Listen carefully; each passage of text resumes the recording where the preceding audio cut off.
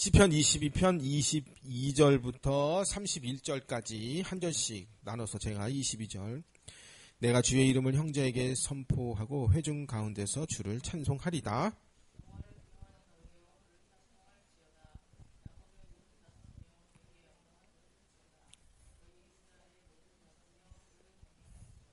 그는 곤고한 자의 곤고를 멸시하거나 싫어하지 아니하시며 그의 얼굴을 그에게서 숨기지 아니하시고 그가 울부짖을 때에 들으셨도다.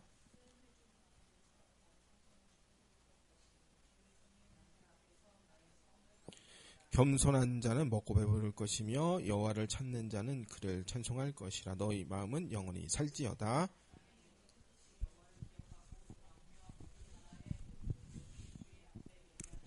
나라는 여호와의 것이요 여호와는 모든 나라의 주되심이로다.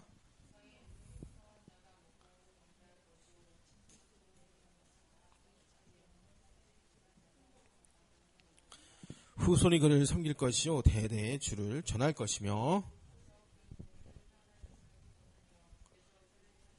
것이로다.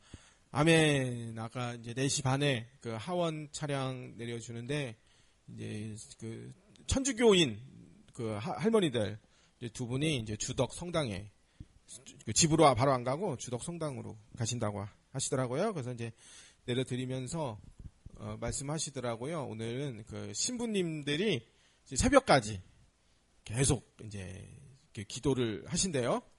그래서 이 그 근처에 사는 천주교인들은 이제 1시간 정도씩, 1시간마다 그렇게 미사를 한다고 합니다. 그래서 참여를 하면 된다고 그러더라고요. 근데 이제 옆에 있는 그 차에 한 10명 타셨는데 전부 다 이제 교회 다니는 사람들이 아니잖아요. 기독교인들도 아니고 천주교인들도 아니고 그 두 분만이니까 쉽게 설명해 주더라고요. 오늘 저 초상집 간다고 생각하면 된다고 이렇게 말씀하시더라고요. 예수님 십자가에 못 박으신 날이니까 이제 초상집 가는 거라고 상갓집 가는 거하고 똑같은 거라고 얘기하시더라고요. 그래서 비유가 아주 참 적절하다. 그래서 이렇게 과거 중세 시대 때는 그 화채설, 그러니까 우리 그 떡과 잔이 실제로 예수님의 살과 피다. 이게 이제 화채설. 우리는 영적 임재설을 믿거든요. 칼빈의 영적 임재설. 그 떡과 피를 나누는 그 시간에 우리 성령으로 주 예수님이 우리와 함께 하신다. 영적 임재설. 그리고 이제 찡글리는 이제 기념설을 얘기했었는데 뭐 그런 의미도 이제 성경에 또 기념하라고 또 했으니까. 근데 이제 중세시대 때는 화채설. 실제로 이건 예수님의 피와 살이다. 그래서 화채설 너 믿어 안 믿어? 그래서 나 그거 안 믿는데 그럼 바로 이제 매달아서 불태워 죽였습니다. 화형시키고 그랬었습니다. 이게 이제 천주교는 화채설이거든요. 그러니까 오늘이 진짜로 화채설을 따르기 때문에 오늘이 진짜 상갓집 가는 날이구나. 이 사람들은 그렇게 생각하는가 보다. 의미는 확실하겠더라고요. 실제로 아는 사람 돌아가신 그 상갓집 초상났다고 그렇게 말씀하시더라고요. 자, 지난 우리 5일 전에 주일에 시편 22편 21절까지 봤었죠. 다윗이 당한 고난에 대해서 자세히 봤는데 그게 이제 예수님이 십자가에 달리신 고난으로 우리는 그렇게 보았습니다. 다윗은 자신을 외면하고 계시는 하나님을 향하여 지난주에 탄식했었습니다. 그런데 이제 지난주에 21절에 끝날 때 하나님을 향한 소망과 찬송이 이어졌었습니다. 근데 이제 지난주에 22편의 21절까지 다윗은 아주 수많은 고난을 당했다. 그렇게 기록이 됐는데, 14절에서는 마음이 물처럼 또 밀랍처럼 초처럼 녹아내렸다. 흘러내렸다. 얼마나 무너져 내렸다. 억장이 무너진다. 이렇게 우리 생각 말하잖아요. 그리고 용기는 다 사라지고 무력감, 공포감, 자괴감에 슬픔에 그렇게 빠졌고 얼마나 고통스러웠는지 다윗이 뼈가 다 어그러졌다고 했습니다. 예수님이 그렇게 고난을 당하신 것입니다. 15절에 힘이 말라 질그릇 조각 같고 혀가 입천장에 달라붙고 얼마나 극심한 고통을 겪었는지 죽음의 진토에 놓여 있다고 다윗이 그렇게 고백했었습니다. 16절에 짐승들에게서 찢김을 당하듯 수족이 찔렸습니다. 예수님 십자가에 로마 군대에게 채찍에 맞고 실제로 손발에 못 박혔잖아요. 그리고 옆구리에 창으로 찔고 17절에 얼마나 괴로웠는지 뼈를 셀 수 있다고 그 정도로 괴롭다고 했습니다. 18절에 자신의 옷을 제비 뽑아가는 장면을 눈앞에서 본다고 했어요. 예수님의 그 옷을 다 그냥 로마 군대가 뺏어가고 그랬잖아요.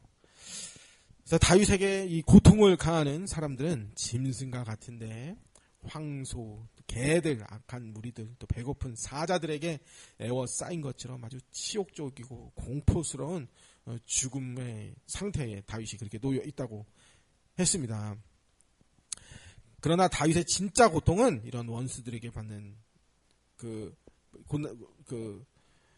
진짜 고통은 이런 원수들에게 고난을 받는 이유가 자신의 잘못 때문이 아니었기 때문에 더 고통스럽습니다. 다윗은 자신의 죄로 인해 자기가 지은 죄 때문에 징계를 받거나 형벌을 받았다고 하거나 회개한다거나 그런 고백이 없었어요. 자신이 하나님 앞에 죄를 지어서 이렇게 되었다는 어떤 죄의식이나 자책감이 없어요. 왜냐하면 시편 22편에서 그러니까 실제 다윗이 죄를 한 번도 안 지었다 그런 말이 아니고 시편 22편에서 다윗은 메시아의 고난을 미리 예표적으로 겪어보고 시를 적었든지 아니면 선지자로서 성령의 계시를 받아 시편을 기록했든지 그렇게 우리는 봅니다. 그래서 이제 다윗이 쓴 시인데 이게 메시아시다 그렇게.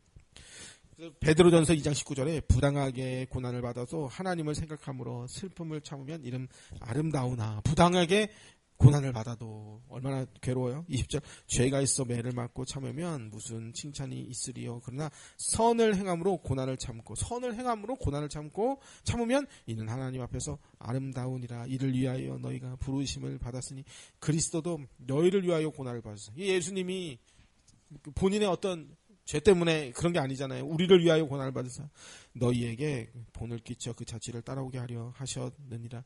그는 죄를 범하지 아니하시고 그 입에 거짓이 없으시며 욕을 당하시되 맞대어 욕하지 아니하시고 고난을 당하시되 위협하지 아니하시고 오직 공의로 심판하는 이에게 부탁하시며 하나님께 간절히 기도했다는 거예요. 친히 나무에 달려 십자가에 달렸다는 거예요. 나무는 원래 나무에 달린 자가 하나님의 그 진노를 받은 자거든요. 십자가는 그 로마 시대의 형벌 방법이었고요. 근데 그 당시 예수님이 이제 새로 십자가에 매달리고 가로 십자가를 팔에 걸고 가로 나무를 팔에 걸고 새로 나무에 걸린 거죠. 그래서 십자가에 이제 십자가 나무에 걸려 고난 당하신 거죠.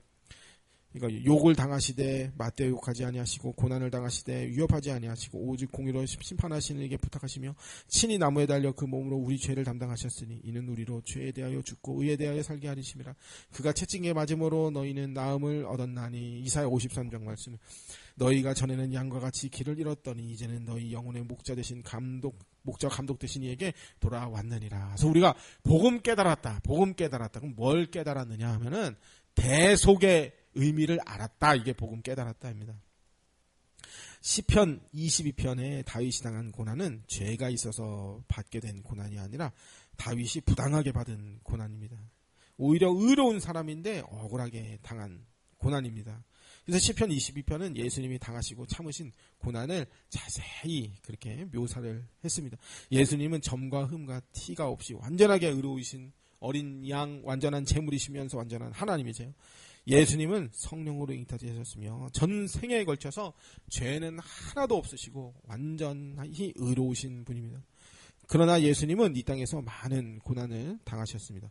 예수님은 유아 시절 때부터 헤롯의 유아 대학살을 피해서 애굽으로 피난 가셔야 되는 고난을 겪으셨고 또 공생의 사역을 하시는 동안 친척들로부터 미쳤다는 말까지 들어야 했고 당시 유대인, 바리새인, 사두개인 종교 지도자들의 협박과 그 위협이 늘 있었고 또 종려나무르까지를 흔들던 호산나를 외치며 왕으로 모셔드리다던 모든 백성들에게 십자가에 매달리실 때는 비난의 화살을 다 손가락질을 다 맞으셨고 그리고 결국엔 그 호산나를 외치던 사람들의 입술에서 민중의 요구에 의해서 바라바는 풀어주고 예수님은 십자가에 못 박아라 그런 아주 절정의 고난을 십자가에서 다 당하셨습니다.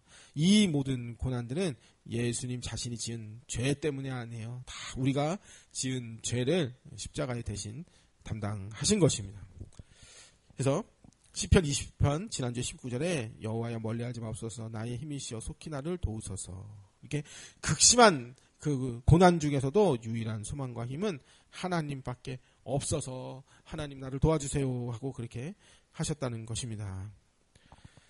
자, 그래서 이제 오늘 22절부터 보면은 내가 주의 이름을 형제에게 선포하고 회중 가운데 주를 찬송하리이다. 그래서 22절부터는 환난에서 구원받은 입장에서 고통과 괴로움과 두려움의 그런 그 눈물 흘리는 그런 간구가 아니라 감사와 감격과 찬송의 고백들이 나옵니다. 그러면서 다윗은 앞으로 오실 다윗의 후손, 곧 그리스도의 고난을 통해 이루어진 구원에 대해서 다윗이 노래를 합니다. 그리고 누구든지 앞으로 오실 메시아를 믿는 자들은 구속자의 고난과 승리로 인해 구원을 얻고 승리자의 반열에 영원한 천국 백성 하나님 나라에 들어가게 될 것을 미리 알려줍니다. 그래서 22절에 주의 이름을 형제에게 선포한다. 그런데 누가 주님의 형제고 누가 주님의 가족이겠습니까? 그래서 부활 승천하신 예수님은 자기 동생들인 자기의 형제들, 우리가 예수님의 형제들이에요. 형제들과 함께 하나님의 찬송합니다. 회중 가운데서 주를 찬송하리이다. 하나님의 백성들과 함께 하나님을 찬양하는 거예요. 23절 여호와를 두려워하는 너희여 그를 찬송할지어다. 야곱의 모든 자손이여 그에게 영광을 돌릴지어다. 너희 이스라엘 모든 자손이여 그를 경외할지어다. 다윗은 하나님과 언약을 맺은 백성에게 여호와를 찬송하라 이렇게 선포를 했습니다. 다윗의 모든 자손, 이스라엘의 모든 자손, 또 전에는 과거에는 하나님의 진노와 형벌과 고통 가운데 신음하던 모든 이들에게도 그리스도의 십자가 대속을 통한 하나님의 그 구원의 길이 열려 있습니다.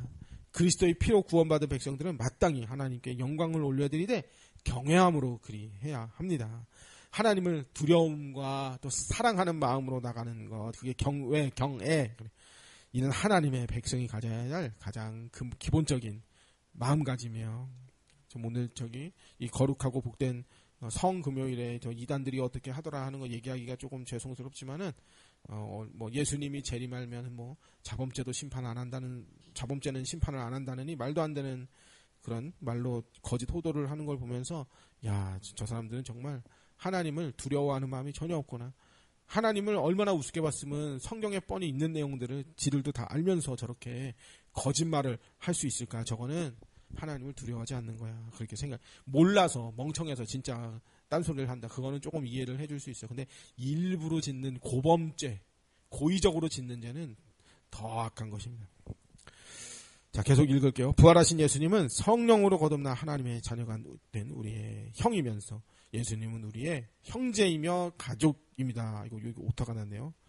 우리는 예수님과 하나님을 아버지로 모시고 살고 있는 우리는 다 언약 백성들이에요. 24절 그는 공고한 자의 곤고를 멸시하거나 싫어하지 아니하시며 그의 얼굴을 그에게서 숨기지 아니하시고 그가 울부짖을 때에 들으셨도다. 23절에서 하나님께 찬송과 영광을 경외함으로 올려드릴 이유가 무엇이냐 하면 24절에 하나님은 자비롭고 은혜로우시오 공고한 자를 멸시하거나 그 얼굴을 외면하지 아니하시고 백성들의 울부짖는 기도를 들어주시는 하나님이기 때문에 우리는 하나님께 경외함으로 찬송과 영광을 올려드려야 한다. 그렇게 한 거예요. 25절 큰 회정 가운데서 나의 찬송은 주께로부터 온 것이니 주를 경외하는 자 앞에서 나의 성원을 갚으리다. 하나님은 자신을 경외하고 찾는 자에게 얼굴을 숨기지 아니하시고 부르짖음을 들으시고 구원해 주십니다. 그래서 여호와를 찾는 자는 그를 찬송할 것이다. 그렇게 고백했습니다. 큰 회중 가운데 나의 찬송은 주께로 온 것이니 25절에 그러니까 찬송은 주께로부터 오는 것입니다. 하나님께서 겸손히 하나님을 찾는 사람의 기도를 하나님이 들어주시고 또 찬송할 수 있도록 믿음도 은혜도 다 베풀어 주십니다. 우리는 우리의 도움과 구원은 하나님께로만 옵니다. 26절 겸손한 자는 먹고 배부를 것이며 여호와를 찾는 자는 그를 찬송할 것이라. 너희 마음은 영원히 살지어다. 그래서 영생을 얻은 자는 그리스도와 함께 영산 복락을 누리게 될 것입니다. 영생은 부활하신 그리스도께서 성령을 통해 주신 생명이 바로 영생이에요. 또 그리스도께서 이 땅에서 우리가 사는 날 동안 필요한 좋은 것들로 우리의 필요한 모든 것들을 좋은 것들로 배불려 주십니다. 따라서 영생을 얻은 자는 우리 주 예수님 그리스도와 우리 주 하나님을 찬송을 하게 됩니다. 27절 땅의 모든 끝이 여호와를 기억하고 돌아오며 모든 나라 모든 족속이 주 앞에 예배하리니 나라는 여호와의 것이요 여호와는 모든 나라의 주제심이로다. 세상의 모든 풍성한 자가 먹고 경배할 것이요 진토 속으로 내려가는 자 곧 자기 영혼을 살리지 못할 자도 다 그 앞에 절하리이다. 27절부터는 이제 다윗의 그 개인적인 경험과 시각의 한계를 넘어서서 장차 오실 메시아가 성령으로 통치하실 새 언약 시대에 대해서 이제 다윗이 예언을 했어요. 모든 사람들은 하나님을 기억하고 돌아와 경배할 것이며 나라가 여호와의 것이요 하나님은 모든 나라의 주인이시며 통치하시고 다스리시는 주제심이 드러나게 될 거예요.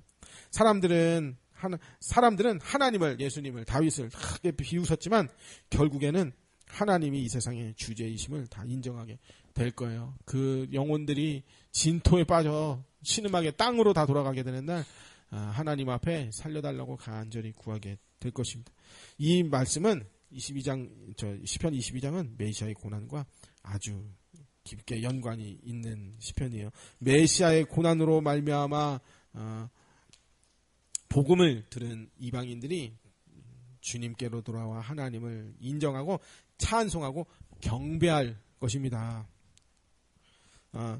이 경배는 승리를 보여주며 예수님의 부활과 승리를 미리 맛보는 것입니다. 주님의 십자가와 부활의 승리로 말미암아 이방의 모든 나라의 복음이 전파되고 이 복음을 듣고 받아들이는 사람들이 하나님께로 돌아와 참된 예배를 드리게 될 것입니다. 그래서 하나님 나라의 큰 계획을 시편 22편 후반부에서 그렇게 알려주고 있습니다. 우리도 이 시편 22편의 삶에 들어와 있는 사람들이에요. 우리는 본래 영적으로 죄와 허물로 죽어있던 사람들이에요. 하나님도 없고 소망도 없고 하나님 나라에서 외인이었던 사람들이에요. 이런 우리에게 복음을 듣게 하시고 예수 그리스도로 말미암아 하나님의 자녀로 삼아주셨어요. 하나님께서 우리를 자녀 삼으시고 예수님의 형제로 하나님 나라 백성으로 삼으신 이유가 뭐냐면 하나님을 경배하도록 하기 위해서 그렇게 해주신 것입니다. 하나님을 찬송하도록 우리를 만드셨어요. 참으로 하나님의 은혜를 아는 사람이라면 하나님을 경배하지 않을 수 없을 거예요. 30절 후손이 그를 섬길 것이요 대대로 주를 전할 것이며 와서 그의 공의를 태어날 백성에게 전하며 주께서 이를 행하셨다 할 것이미로다. 그래서 예수님은 부활 후 승천하시기 전 40일간 하나님 나라의 일을 제자들에게 가르치셨어요. 예수님이 부활 후에 언제 승천하셨어요? 이렇게 물어보면요. 바로 승천하셨다는 사람들 종종 있어요. 근데 예수님이 바로 승천하신 게 아니고요. 40일 후에 승천하셨어요. 40일 동안 가르치고 나서 승천하셨어요. 그래서 예수님이 마태복음 28장 맨 끝에 보면 내가 너에게 분부한 모든 것을 가르쳐 지키게 하라. 그래. 분부한 모든 것을 지키게 하라. 이거는 나가서 전도제자 만들으란 말이 아니라 거룩한 하나님의 백성이 되라. 주 핵심 내용은 그거예요. 그래서 신자는 거룩한 삶과 복음 전파의 사명을 가지고 있어요. 또한 우리 자녀들에게 복음을 전달할 의무도 있어요. 좀 못하고 있어서 그렇지 의무는 있어요. 지금 세상은 마치 사사기 때와 같습니다. 지금 전쟁 나는 거 보니까 또 얼마나 으름장 놓고 진짜 이란에 있는 사람들 너무 불안하고 위험하겠다. 그러니까 이제 한 1년, 2년 전부터 이스라엘하고 이란하고 이제 티격태격 했는데 거기에 이제 미국이 개입해서 지금 핵을 보유했으니까 니들 핵 폐기해라 이래가지고 이제 명분 삼아 지금 전쟁을 일으켰는데 그러니까 옛날에 걸프전 때도 우리 어렸을 때 걸프전 때도 그 전쟁을 실시간 마치 비디오 게임 보여주듯이 그렇게 생중계를 해줬었는데 지금 그렇게 하고 있죠. 근데 비행기에서 촬영을 했나 봐요. 레이더로. 그러니까 폭탄이 날라서 팡 터지는데 그 안에 있는 사람들이 밖으로 막 튕겨 날아가고 그런 게 다 영상으로 찍혀 있더라고요. 얼마나 얼마나 공포에 덜덜 떨겠어요. 그러니까 지금 사사기 때와 같아요. 지금이 사사기는 이스라엘 백성이 가나안 땅에 정착한 이후에 타락을 기록하였는데 우리나라가 과거 7, 80년대 교회에 급격한 부흥기를 급격히 성장하는 때가 있었잖아요. 8, 90년대까지. 그러니까 이때가 이제 마치 우리나라의 가나안 정복의 때와 그렇게 적각거리는 엄청난 복이, 교회의 복이 넘치는 때라고 비유할 수 있다면, 지금은 급격히 변질된 이제 사사기 후반부로 들어가서, 그러니까 여호수아 때 그 정복했으면 이제 사사기 때로 지나면서 급격히 변질되면서 지금은 현재 마디는 소금이 된 현실을 살고 있잖아요. 사사기 때. 그러니까 이제 그 합신 그 총장 안상영 목사님이 그 말씀하시더라고요. 삼손에 대해서 얘기하시면서 지금 교회들이 언론에서 막 두들겨 맞고 하는 게 하나님 뜻일 수 있다. 왜냐면 거룩하게 하시려고. 왜냐면 교회가 세상하고 똑같이 동화돼가지고 세상적 기준을 가지고 똑같이 그렇게 살고 있으니까 하나님이 그거를 그 세속에서 교회의 거룩성을 회복하기 위해 욕먹고 쫓겨나게 하시는 하나님의 방법일 수 있다. 그래서 삼손이 그때 그 일을 했던 거 아니에요? 삼손이 너무 이제 완전히 그 이스라엘 나라 사람들이 그 당시에 블레셋하고 짝짝꿍이 돼가지고, 그러니까 이제 하나님이 그거를 갈라놓으려고 삼손을 통해서 일을 하시잖아요.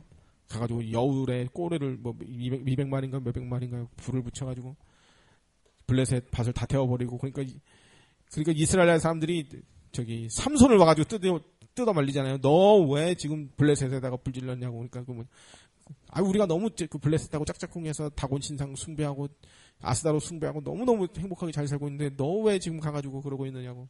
그러니까 이제 지금 그 말씀하시다. 그 교회가 지금 세상에 물들어가지고 세속의 가치 기준 쫓아가고 있는데, 그러면서 이제 거룩을 외치는 사람들한테는 교회가 교회를 욕해. 너 왜 니들만 교회 다녀? 세상 속에 빛과 소금 돼야지 하면서 막 욕하고 또 지금 그러니까 그런 상황 속에 우리가 있다. 그렇게 말씀하시는데요. 자, 30절부터 31절 말씀처럼 우리는 후손이 바르게 하나님의 백성으로 살며 하나님의 영광을 드러내도록 부모의 역할을 다 해야 됩니다. 우리를 위하여 십자가에 죽으시고 부활 승천하신 영광의 주 예수 그리스도께서 곧 다시 오실 것입니다. 아직도 이 땅에 오시지 않는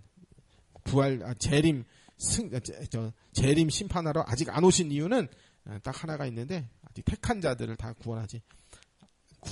마저 다 구원하시려고, 그리고 회개하고 돌아오라는 이 복음이 더욱더 선포되게 하시려고, 그래서 그리스도의 형상을 닮을 기회를 더 주고 구원 얻을 기회를 더 주려고 아직 심판을 미루신 것입니다. 그러므로 우리 쉬지 말고 온 마음과 온 뜻을 다해 하나님 나라의 의를 구하고 모든 힘을 다해 그리스도를 의지해야 됩니다. 그리스도 안에서 하나님과 교통하면서 의롭고 거룩한 삶을 살기를 우리는 늘 힘써야 됩니다. 무엇보다 주 예수 그리스도께서 보내어주신 무한한 하나님의 사랑에 한없이 감사하며 찬송하는 거룩한 주의 백성들이 돼야 합니다. 우리 신자에게 가장 감사한 일이 무엇입니까? 예수께서 우리를 대신하여 죽으심으로 우리가 구원을 얻게 되었음이 가장 감사한 일인데, 우리는 아직 세상 속에 살고 있기 때문에 예수님의 구속사역이 얼마나 감개무량한 일이었는지 아직 실감이 안 날 수 있어요. 이 땅에서 사는 날 동안 로또 복권 맞았다는 사람들 옆에 생기면 얼마나 배가 아프고 부럽겠어요. 천국 백성 된 것이 더 기쁜 일인데, 근데 언젠가 예수님이 다시 심판하시면 천국 지옥으로 양과 염소로 딱 알곡죽정이로 딱 갈리시는 그날에 우리는 내가 주님이 택하신 양이요 알곡이요 영원한 천국 백성이, 그때 이제 무한한 감사 찬송이 그냥 시키지 않아도 자동으로 나오게 될 것입니다. 나 대신 죽으신 예수님, 하나님의 어린 양 얼마나 우리가 높여 찬송 부르겠습니까? 자.